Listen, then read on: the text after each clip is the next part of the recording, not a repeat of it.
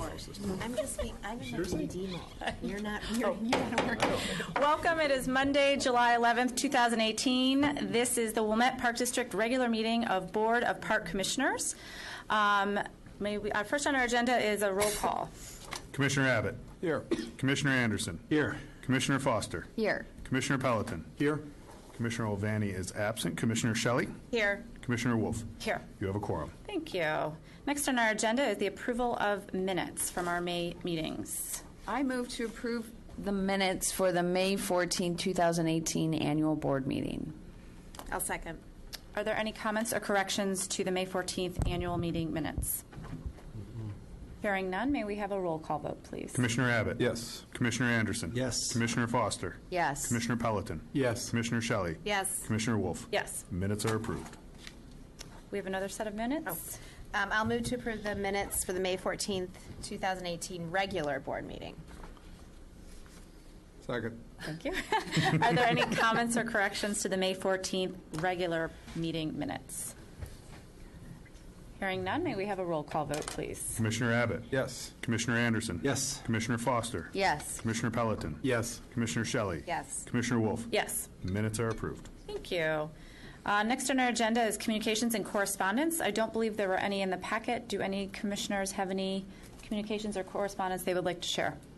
No. Hearing none, we'll be moving along to recognition of visitors. Is there anyone in the audience that would like to, Mr. Crystal, speak with us? Thank you. Good evening, Board. Ronnie Crystal, 250 Vista Court, Wilmette. First, I'm very happy to report that things are moving in the right direction at the Sailing Beach. They are looking at the cards, and today I was happy to hear that they're starting to collect the fees for the equipment under the boats. It used to be that only windsurfers used to pay. I'm not sure what's the policy is right now, but it should be for any equipment, whether it's stand-up paddleboard, which is very popular, or kayaks. And you will see it at the bottom line. There's going to be at least $4,000 to $8,000 that will come to the park district.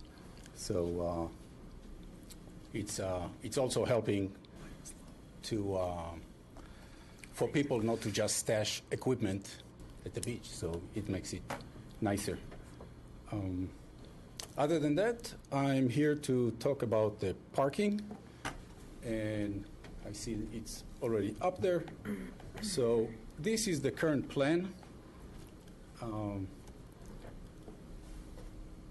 And this is the plan that I was talking about, the 368 plan that was originally made by the architect Tinucci, and I just kind of jerry-rigged it to, it's not finished, but I will finish it if nobody else will, and I will show you the difference between the two plans. So first, this is the modified plan. As you can see, it has a grand entrance with trees on both sides. Everything was cut and paste, so the density and everything is exactly what was in the original plan. So, and right now, the plan right now has on one side, on the left side, when you enter, we'll look at cars, and on the right side, we're going to look at the ugly shed that everybody's complaining about. The current plan has, on the north side, has 160 parking spots, all in one parking lot, and has only one lane exit to the north, which is the most used exit. This modified 368 plan has, which is similar to what we have right now, has two parking on the north, and you have less in each one. So it's going to be a lot easier to come in and out, and it's not going to cause a traffic jam like the other one. On this one, when people will try to exit, when everybody is on a busy day, it's going to be a nightmare. And one of the objectives was to improve traffic flow. Again, on the north side, at the current plan, we have a very large contiguous paved area, which nobody really supported, and I don't understand why we have it. And with the modified one, we don't have that. The handicap spots on the modified are basically in the same spot where they are now, which are easy to go in and out. And in the current plan, they are right smack in the middle of traffic, and that's going to be especially problematic for older people when they get out, because they'll have to also watch traffic, and they will stop traffic both directions. So that, again, is not concurrent with the improving traffic flow at the parking lot. And I think that's it for now. This is incomplete, but I keep working on it. So I just wanted to bring it to you for your consideration. Thank you. If you have any questions, I'm here to answer. Did we give, were they going to work on the handicap things? I don't know how we left it in that lakefront meeting where we talked about it. I didn't know, it was sort of like it was brought up and then sort of hung there. Right. Yeah. And I don't know that they are going to change that. If there is some opportunity to do so, yeah, that would be, to improve that, that would be helpful. And we can ask them about it. But in terms of the possible areas for it, we're fairly limited if the goal is to have it accessible to that picnic area and the Wallace Bowl, the paths to the bowl.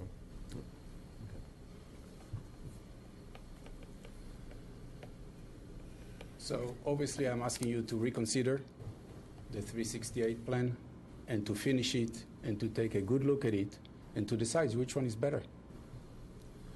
Yeah, Ronnie, it'd be a little easier. We didn't have anything in the packet, so that we're seeing this, I know it's a version of what you've done before, but this is the first time we're seeing it. It's really hard to see anyway, so it's really hard for us to give you a response. Oh, I'm not asking for a response right now. Yeah. I know you got to think about it. Thank you. Thank you. Anyone else like to address us from the audience? Okay, we'll be moving along. Sorry. All right, next on our list, our agenda is the approval of the voucher list. Okay. My 5 minutes went. Hold on one second. Sorry, technical. Okay, sorry.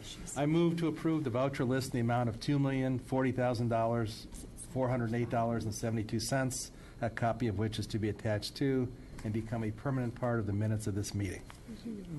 I'll second.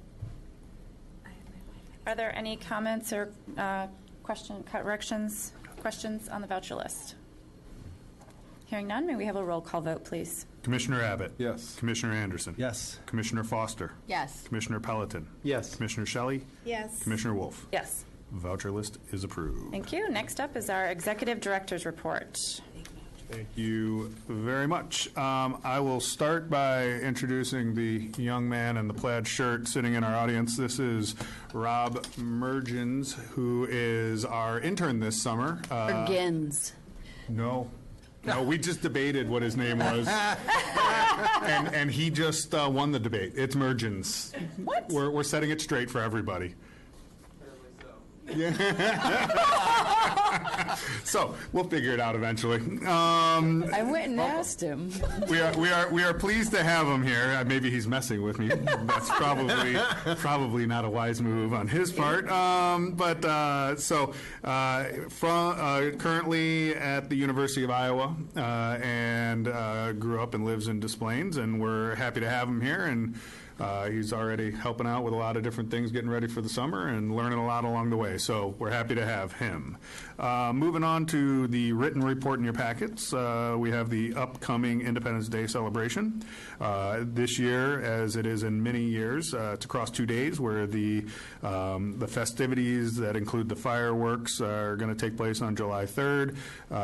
The key timing and information is in the packet, but generally at 4 o'clock the food vendors open up. Entertainment starts on the stage at 4:30, roving entertainers at 6:30, and then once darkness falls, somewhere around 9:30, we shut off the lights and start igniting explosives. So good times had by all. Second day, we have our fun run and walk on the morning of the 4th. That starts as early as, I think, 8 a.m. The one thing I do want to point out is for the festivities on the 3rd, we have the Pace bus service from Edens Plaza over to ease road congestion and parking issues. This year, the ticket price for that is $4.50. It has been $4 for a very long time. So this is our first fee increase, but it is different, so I want to make sure I mentioned that. Moving past that, we're getting ready for summer. Obviously, our camps are approaching quickly. We've been busy training our counselors and directors and ourselves to be ready for it to kick off on Monday the 18th. And we're looking forward to all of the campers, and you guys always hear me say my favorite day of the year is that first day of camp and the army of red shirts on their bikes heading to all the different parks and schools. It's a lot of fun. Also in the summer, we're getting ready for our summer concert series that take place either at Wallace Bowl or the gazebo at Malincrot Park.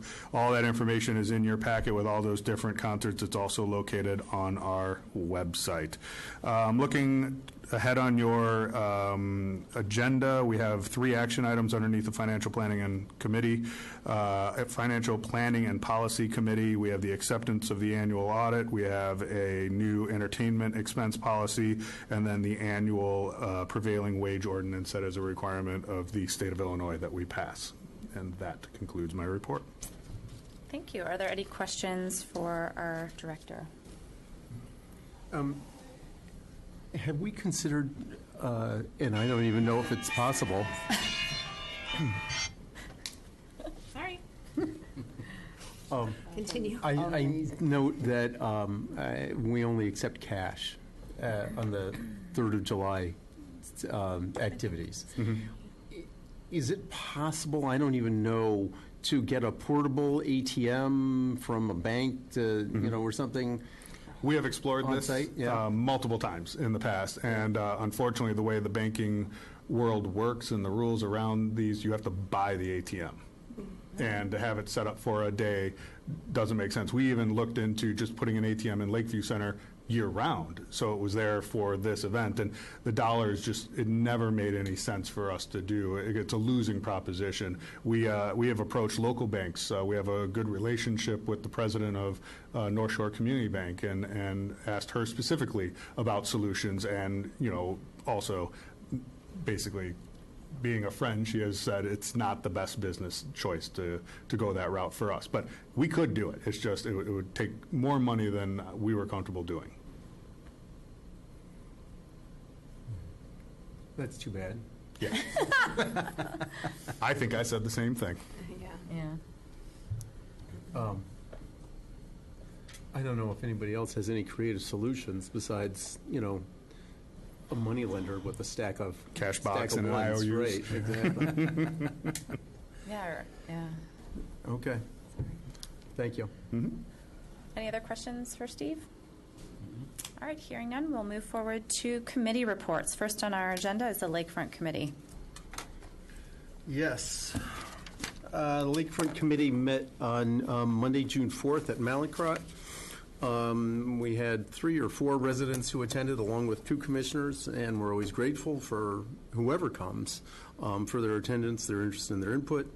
Communications this time from Mr. Crystal concerning beach safety and procedures, specifically the gators and use of the gators by staff or misuse of, checking passes, which he mentioned, and then concern about electrical safety because there was water near one of the light poles. Staff has taken a look at that and is taking appropriate actions. We also had several emails, at least more than 6, in support of the bird habitat and the progress of it, and their happiness, expressing their happiness over the how it's going. We had one additional email concerning the proposed taller parking lot light pole option. There are 2 parking lot light options. One is many lower poles, and like 20, and another one is 5 taller poles. We don't have the details on either one. When we have the details, we'll be able to discuss that more readily. But I'm quite certain that the architects wouldn't propose anything that is going to be shining in the windows of the neighbors. Or, for that matter, really even visible out in the lake or up and down, the beach, that kind of thing.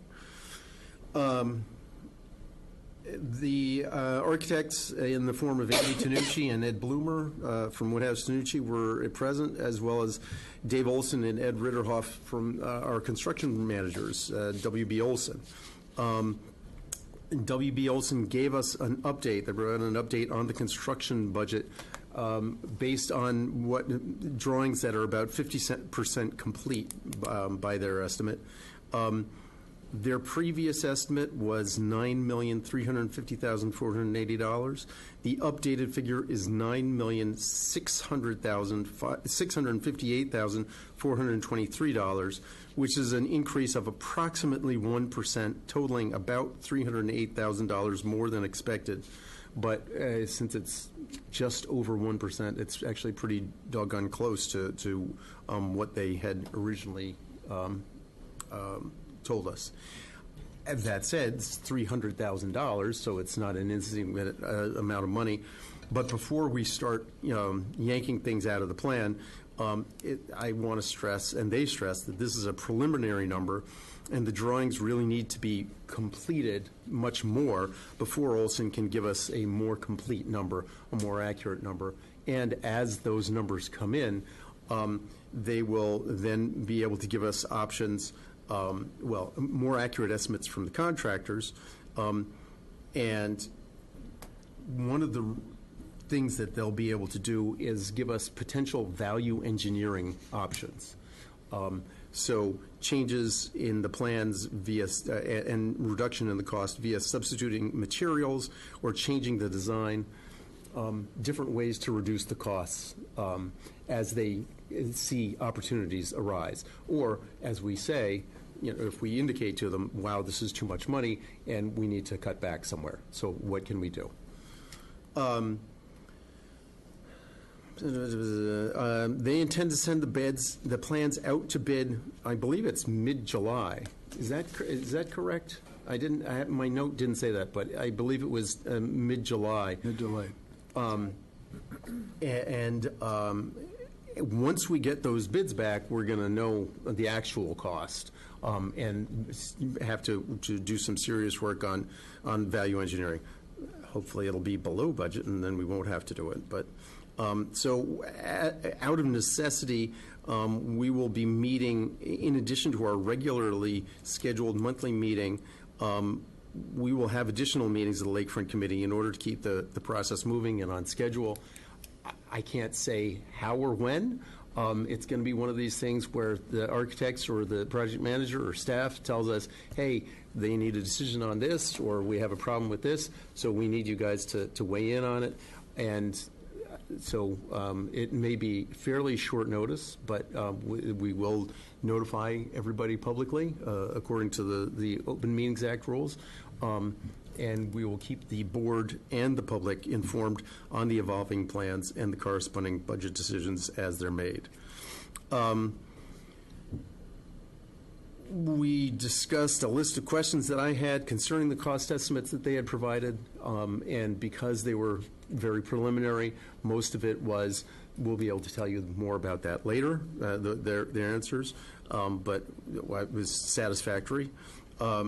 And before closing, we checked with them, checked to make sure that both the project manager and the architect and staff and everybody had everything that they needed in order to proceed, and that we were still on target in terms of the schedule. And so And they assured us we were. that's right. And so we're feeling good about that until we hear otherwise. Holly reported on the beachfront, and very briefly, the highlights of that were the Go Green plant sale at Lakeview, which was very well attended and sold out in record time. Sailing Beach and Swimming Beach are open and fully staffed, and when it's good weather, a lot of people were down there enjoying the beach. We've had an incredible number of weekends recently, because this came up in the golf meeting. 3 out of the last 5 weekends, it has rained Friday, Saturday, and Sunday. We're over 7.5 inches, I saw on the news today, 7.5 inches above what we should be in terms of rain already. For June. And, well, annually, but yeah. Oh, okay. It is crazy. Our next Lakefront Committee meeting, our next scheduled meeting is currently July 2nd. And the last thing that we considered was the North Shore Triathlon permit, and that will take place on September 16th. And if you are interested in trying a triathlon, this is a great beginner's entry level, not easy, but easier than a lot of others, triathlon. There's a non-competitive participation Yes. element to it. Yes. A lot of first-timers. And that's my report.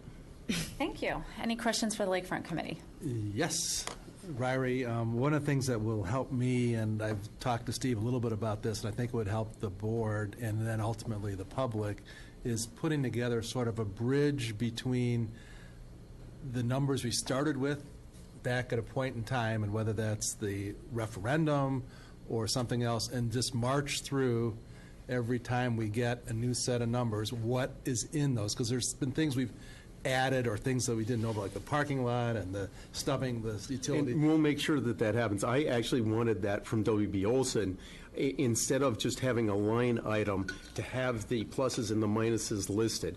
And, you know, when I've done this before, you can hide the things if you don't want to see them, if it's old, right? And just have the most recent one, adds and deletions. But I want to have a spreadsheet History. with all of the numbers that shows the whole thing. Yeah, because it has marched up steadily at every time we get a new set of numbers. So I think we have to be able to explain what those are and Yep. why they're happening. Yeah, and there are some things, for example, the sidewalk on the north side that suddenly became very important, that I would like to see the numbers for. And I know it's been included, but I don't know that we have specific amounts for that. And that, in my mind, is a potential value engineering option if it comes to it.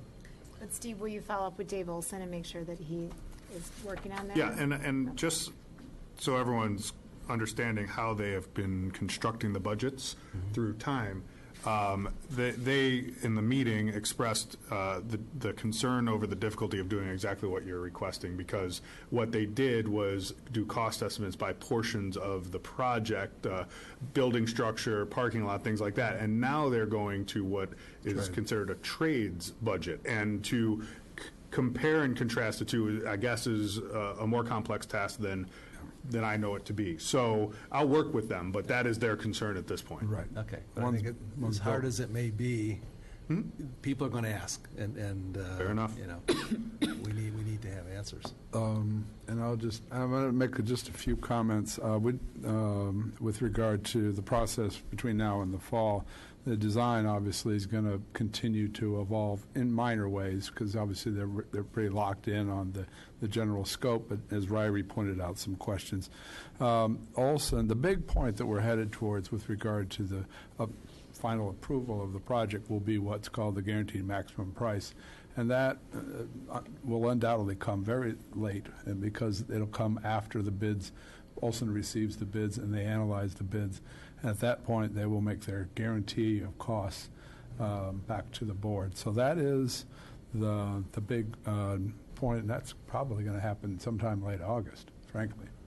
We have not been given a date on that. We should ask, but that's probably when it'll happen. Yeah, and as far as timing and scheduling is concerned, we have a meeting tomorrow afternoon where we're putting together all the details of all this all these moving parts, decisions, drawings, bids, timeframes, Would be good the to get. need for next lakefront meetings, as best as we can guess at this point. So all that good. stuff. So come tomorrow, I will have much If they better can give us information. an estimate of when that GMP will be Sure, submitted. I will add that to it. Okay. Any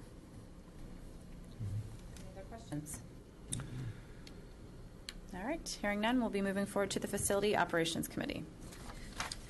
Okay, I have the next three reports. Just brace yourselves. Okay, so facilities, we met tonight before this meeting.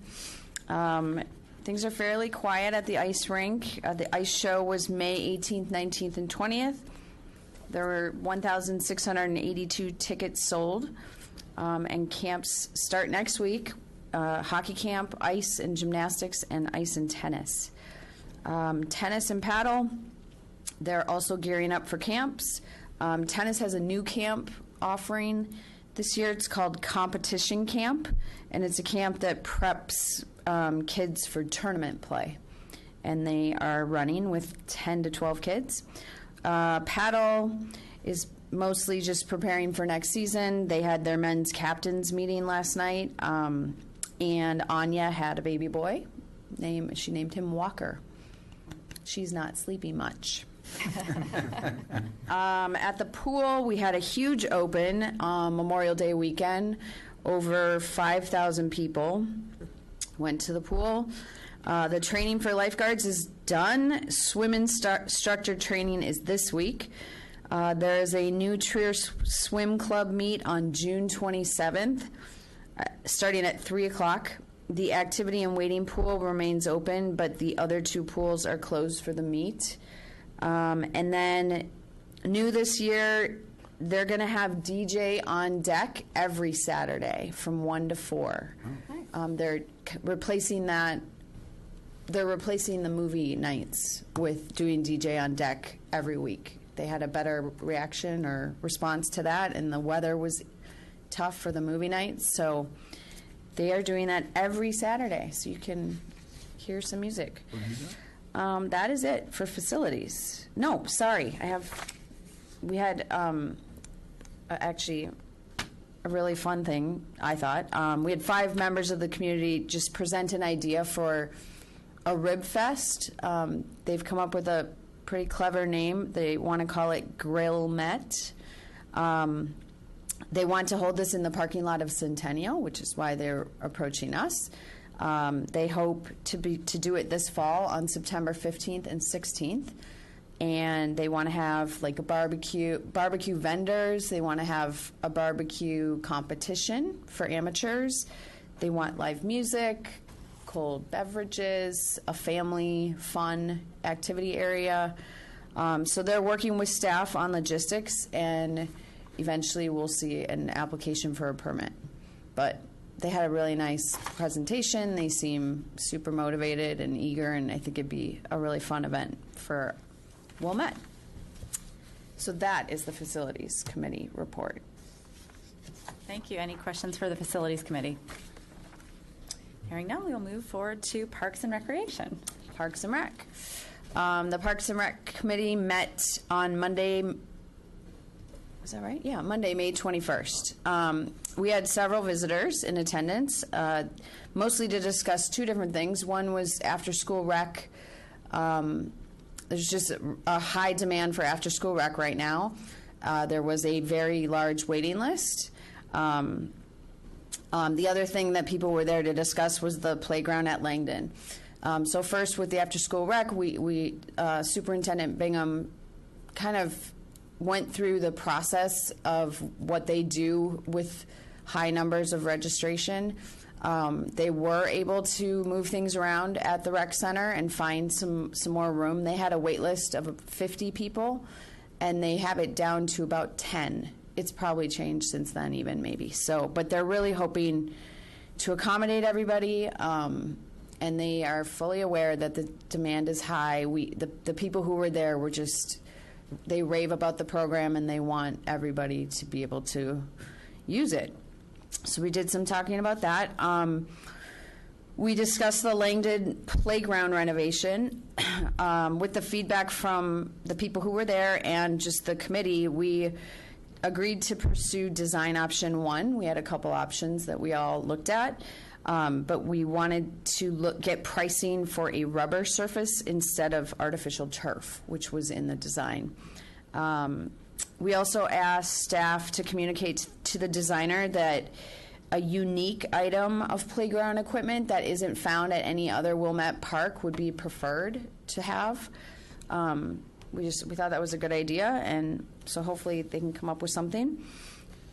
And then we discussed the landscape design for the K Nature Center, and we agreed to move forward with phase 1 of the design, which includes an emphasis on fixing the leaking pond, general landscaping cleanup, planting in 1 or 2 areas, and fixing the existing paths. And we advise staff to stay within budget and continue to keep us updated on the progress. And then some notable items from managers' reports from that meeting. There were 5,000 new cubes of foam for the pit at gymnastics delivered. I think it was that day. A new garden was planted at the CRC by current after-school rec students. Camp counselor training is happening, and the start of camps is next Monday, a week from today. And there's healthy enrollment for all camps. And yoga on the beach started on June 9th, which was, I think, this weekend. And I was going to introduce our new intern, but Sorry. What's his name? I think his name is Rob Mergens. Yeah, he's saying that.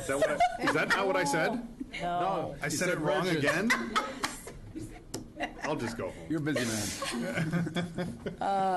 So that is the Parks and Rec report. We'll never forget you, Rob.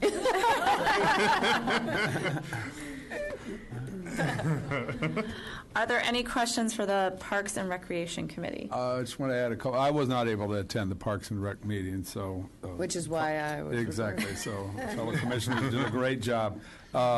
With regard to K Nature Center and the design, what's in the budget this year for that design is $76,000. As the board is well aware, there are numerous donation possibilities that are being explored, including some of the memorial, which was just recently passed policy. And the Wilmette Foundation. We never want to forget about them. They've been very generous to us. So, but the idea is to stay within the $76,000 that has been set aside for phase 1, and exercise these to the extent possible, donation possibilities. The design has been given to the board through the meeting minutes of the Parks and Rec. We haven't made a presentation of that to the full board. I don't know that we're going to, unless the full board would like to see it presented here. So if there's a call for that, we'll do that at a future meeting. I don't think typically that we've had like individual parks designs come to the board, but if there's Again, it's a question. Well, if they had a master plan with multi-years and lots of money in total, it might be worth looking at that. I don't know how far along they are with the bigger plan. You know, I know they had a big plan and it's been scaled back. I have no idea where it's ended up at this point. Would you like this? Well, that's. And that's the open I'd be question. interested, I don't know if there is where the Langdon plan stands right now, but I'd be very interested in seeing a drawing for that, or a plan for that. So maybe in next month Next committee's month, reports, you could both just We'll include them have in- some sort of a picture of where you are? Steve, you can include them in the packet for next month. If that's what the board wants, yes. Or go to the meeting. I think I've heard. Or go to the meeting, yeah. Meeting. That's why we have committees, right? Yeah, and you can see the pictures of the design. Yeah. They're all in the packet online. Right. Yeah, Great. and we picked design 1, but a different surface. Well, Well, we're we pricing have out both. yes, So- we haven't decided. So are the K designs then online as well? Yes. So everybody on the board could go online and see them, and if there's any questions, then bring them to the next board meeting, and we can discuss it then as opposed to. Or go to the committee. Or go to the Or go to committee the committee meeting. meeting, yeah, either way, yep. Did- Okay. It's better to go Did to the anybody mention wood chips as an option for surface there? Not since that we discussed it at the public input meeting. There was very little favor for that? Right. Is that It was accurate? literally the first neighborhood meeting I've had about a playground where people weren't clamoring for wood chips. They really wanted rubber surface or synthetic turf. First time ever that's ever happened. Okay. Yeah, specifically the people with young kids. I would say there was probably less opposition to that from just neighbors of the park who wouldn't necessarily be using the playground as much, but want a look. But Thank you. Any other questions for the Parks and Recreation Committee? Hearing none, we'll move to golf operations. so, the golf committee met on Saturday. We started with discussing some feedback we had gotten about our new restaurant operator, a la carte. It's mostly positive, but there was some critical feedback as well. Staff is working with the owner, mostly talking about balancing events hosted at the club with the wishes of golfers for like post-play refreshments, and how there's been some conflicts with that, and also just some more variety to the menu. We also discussed a need to improve the user experience for booking private lessons online. I guess that's somewhat confusing and also different depending on the instructor you're scheduling with, so that was brought to our attention. There's been a really solid marketing push. There was a discount promo code offered over Mother's Day weekend. There's been a lot of e-marketing efforts to bolster online tea time reservations. An email blast went out reminding parents as school is ending that junior memberships are for sale. And in fact, we got 3, I think, the next day after that email went out, or the day of. I can't remember, but right after, right? Yeah, shortly thereafter. Yeah. Our radio commercial continues to run on Saturday mornings on The Score, which is 6:70 a.m. Steve, I was wondering if either you or Ryrie could remind me when Adam's going to be on. Do you have that date? I believe he said it was Yeah. the It was July June. 7th, or Well, no, obviously. I know. But I forgot to write it It will be appointment down. radio. We will But have to tune find in. out. Tune in. Every Sunday, because our radio ad runs. Adam is going to be a featured guest, so he'll be on, and he's done it a time before, and he got a lot of really good feedback. The Junior League started in May. It's at capacity with 48 players. Teams were selected, and the competitive season has started. As you all know, the weather in May was super wet, which has been difficult, obviously, at the golf course. But in spite of that, we've had 4,323 rounds played as compared to 3,127 rounds in May of 2017. So, and the course is in great condition. So the grass has grown. It looks great. We have one regular attendee at our meetings, and he said it's the best the course has been in his 25 years playing it. That's awesome. So, Great. and it hasn't been easy because it's been hot, it's been cold, it's been raining, it's been, He was a major That's critic good news, of the course yeah. condition last year, so that's really nice. yeah. So that's That's great. the golf report. Any questions for the golf committee? Steve, the question's on kind of the revenue recognition. Is that here, or do we do that later? Looking at the agenda, I think this is going to be your only bite at the apple, Okay. if you want to talk golf specific. You know, we did a big change up in how we set up the memberships and the fees and the permanent court, or permanent tee time, sorry, wrong sport. And I was just kind of curious as to kind of how it's all playing out relative to what we thought. And with the changes, is there some movement of the revenues later in the year? As an example, if we have people who've dropped down from the premium membership where you got to play for free to something less expensive membership where you pay for your round, we should be getting some more revenue later in the year. I'm just trying to understand kind of how all that is playing out and whether we're sort of on target. You know, I know we got a lot more rounds this year, but I don't think we got a whole lot more revenue, but some of it may be coming later. So I'm just trying to get a feel for how the changes have kind of played in. Sure. It has caused a shift in revenue if you're looking at year over year across the various revenue line items, from memberships being decreased and what we call daily fees, where we would put driving range revenue and greens fees, with the correlated increase. So what used to be purchased as a membership, some people chose to purchase what we're calling the permanent tee time, which we are, it's not a membership, so it's not going to be in the membership line item. It's prepaying greens fees, so then it goes into the daily fees line item. So that's about a $24,000 The whole season number. goes right there. Their whole purchase, if a foursome purchases for, $4,400 went in when they purchased it, whether it was March or April or whenever. So there isn't revenue coming based on the permanent tee times. It's already in there. The daily fee revenue is up much more than those permanent tee times, and that's a kind of goes back to the numbers that Stephanie just quoted about the increased rounds of play this year versus last year. And then also within those extra rounds played, we have changed our mix of non-fee-based rounds played by members and fee-based rounds played by non-members, because primarily because of the change we've made on the weekends prior to noon, where if you're a full-fledged gold member, you get your standing tee time on either Saturday or Sunday of your group's choice. But if you want to play again on Saturday or Sunday prior to noon, you pay a full rate instead of playing unlimited free on the alternating day.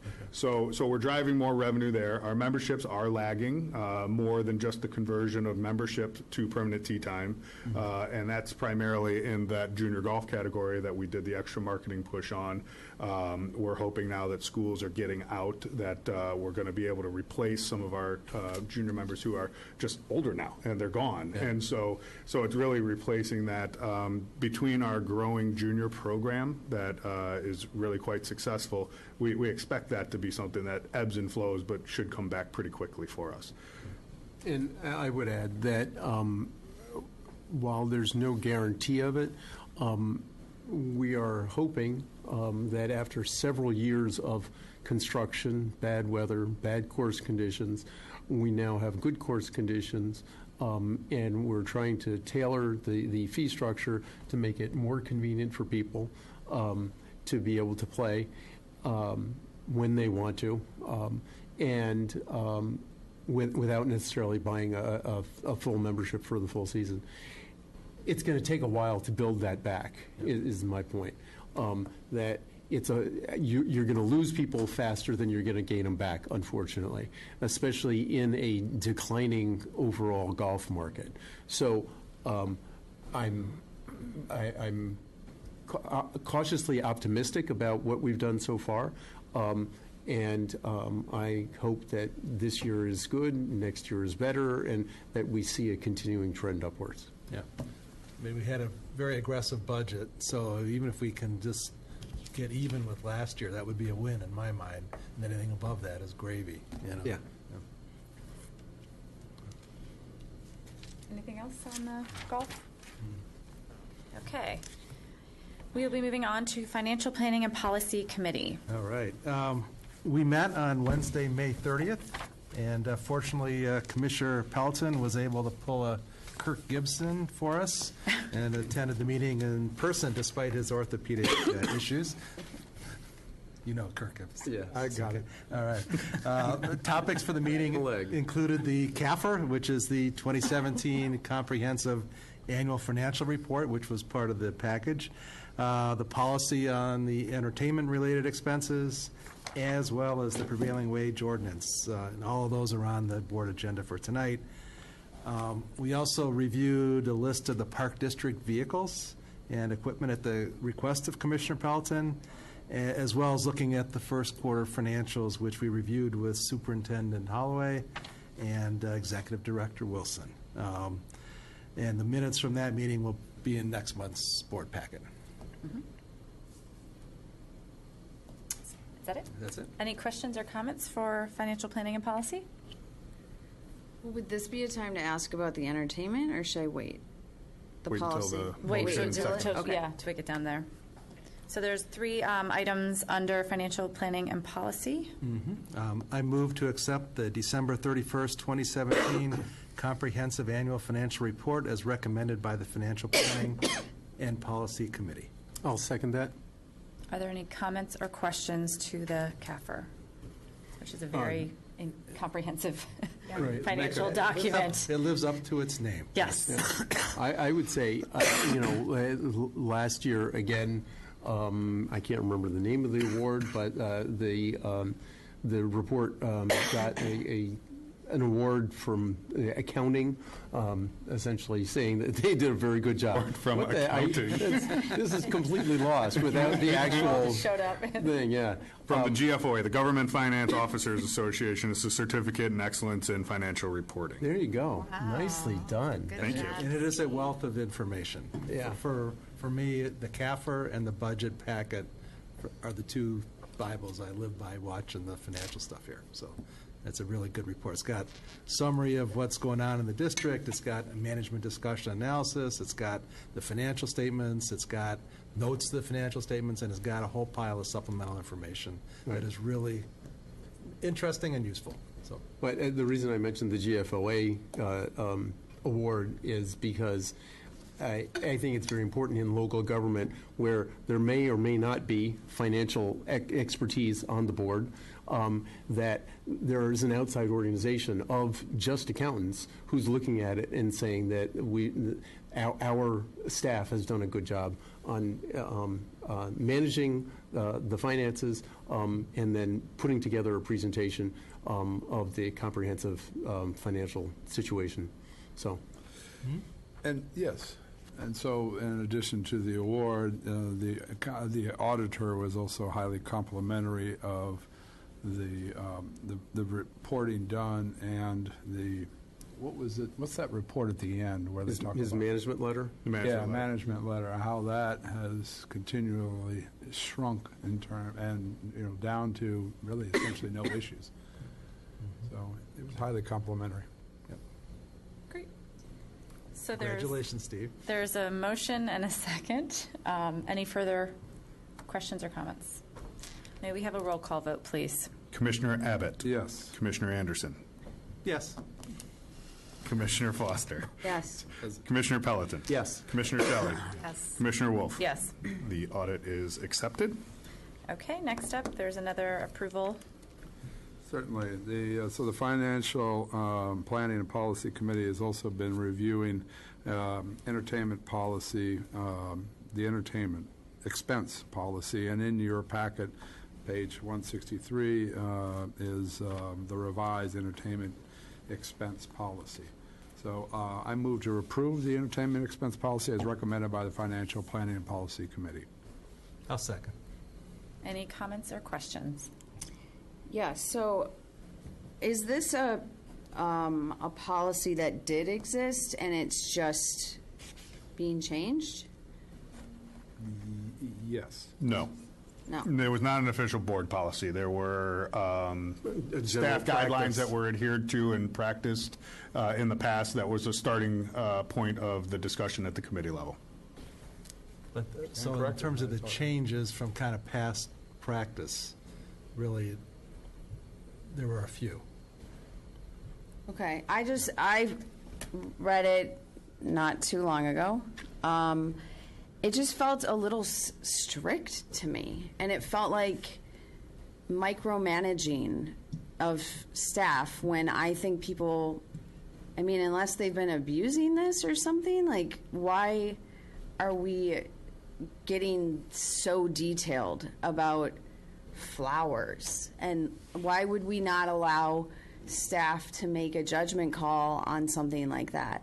Or even alcohol, like, I mean, maybe it just should, it's, I don't know. I think it's not I think it's appropriate to take a super hardworking crew out for a beer at the end of a long event or a day of heat, or I don't think that's unreasonable. That seemed really, this just seemed like backing people into a corner a little bit for me. And we struggled with it during the committee meetings on this, more than one, because for exactly the same issues. And it kind of, we sort of migrated to the point, and Steve, was sort of the one who kind of put the exclamation point on it. It just gets hard to make those judgment calls, and it's easier to just have fairly much a prohibition, but then let Steve, which is in the policy, Steve has the opportunity to make decisions related to that, but they have to go through him. Okay, so I read it as it has to go through the president, That's what the policy not the says. executive director. Yeah. Which to me is that's not pertinent on a day-to-day basis. Like, having to call Amy to ask if you can take someone out for a beer is ridiculous, in my opinion. So I appreciate the hard work. I get it. Trust me, I do get it. It didn't sit well with me. It felt way too strict. I guess I look at it as being more transparent with the public and more stewards of the community's money. I mean, we're taxing and how that money is being spent, and we want to make sure that there are rules and guidelines that, not that anyone's abusing it, but it could come up that, what's, if it's 50 or 100, like what's the litmus test? So having these guidelines in place, I think, makes it easier, I would hope, for staff to make judgment calls in the future, and that we are not taking on expenses that we shouldn't be, and that could be called into question. And called into question by residents, or also called into question by employees. For example, if you send flowers to you because you lost your aunt or whatever it is, but I don't get flowers in my really close third cousin, that I grew up with, maybe I'm going to feel resentful about it because this person was really meaningful to me. But if you have a policy that says this is exactly who can and who can't, with Park District money, then that makes it a whole lot easier in terms of what people's expectations are. That doesn't prevent staff from sending flowers to somebody, but taking collection for it. Exactly. Everyone can chip in. Okay. I mean, that doesn't change my mind at all, but. With regard to the alcohol, for instance, when we started looking at trying to write an alcohol policy, we just recognized the difficulty in making, in terms of a policy, something that kind of tried to bridge. And so how do you write, well, this much but not this much? And so we really, once the question was raised, we kept coming back to, well, how do you write an alcohol policy for a public entity that we can say, okay, there you go. You can do this much, you can't do that. Tickets for beers or something like that. It just didn't make any, we couldn't get our heads around getting into that trying to regulate it. Right.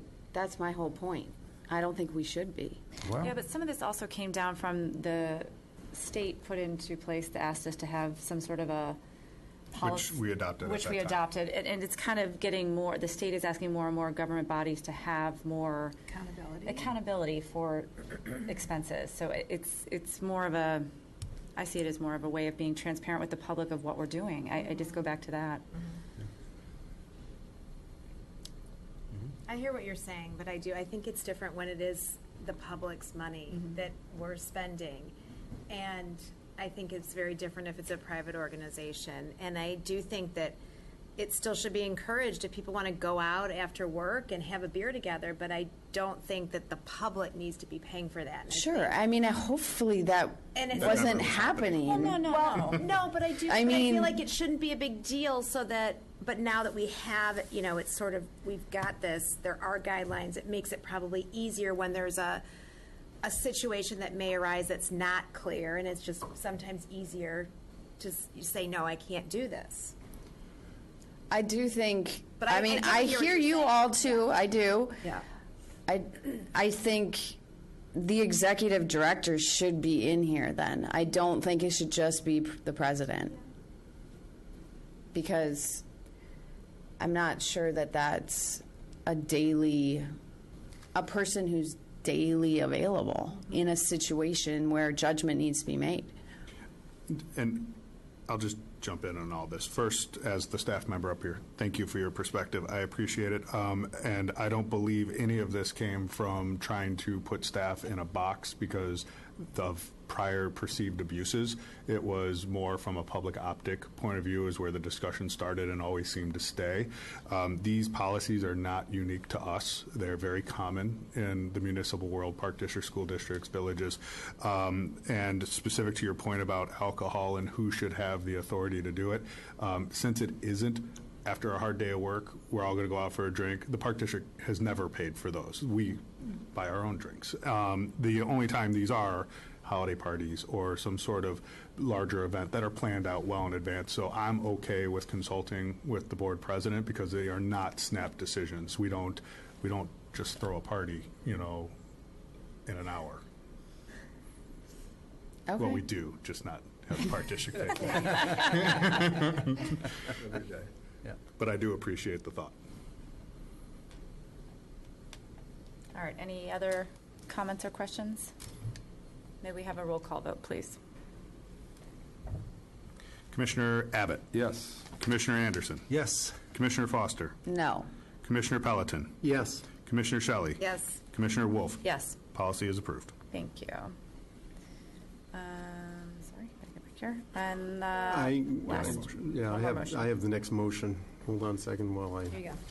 Thank you. I'm going to move to approve ordinance 2018-0/5, an ordinance adopting prevailing wage rates to be paid to laborers, mechanics, and other workers performing construction of public works for the Wilmette Park as recommended by the Financial Planning and Policy Committee. That's a mouthful. There's a second. I'll second. Thank you. Just so everyone knows, this is something that the Park District does every year. We go through our wages and approve a set amount for each. Just to clarify, it's required by the But- state that we do this. Yes. So, Yes, and we follow Right. follow along and do it. So that's what all these numbers are based on, different kinds of trade titles. Any other comments or questions? Hearing none, may we have a roll call vote, please? Commissioner Abbott. Yes. Commissioner Anderson. Yes. Commissioner Foster. Yes. Commissioner Pelletin. yes? Commissioner Shelley. Yes. Commissioner Wolf. Yes. Ordinance is approved. Thank you. All right, that concludes our committee reports. Next up is unfinished business. Is there any unfinished business before the board? All right. After that is new business. Is there any new business before the board? Hearing none, I move to adjourn. All those in favor?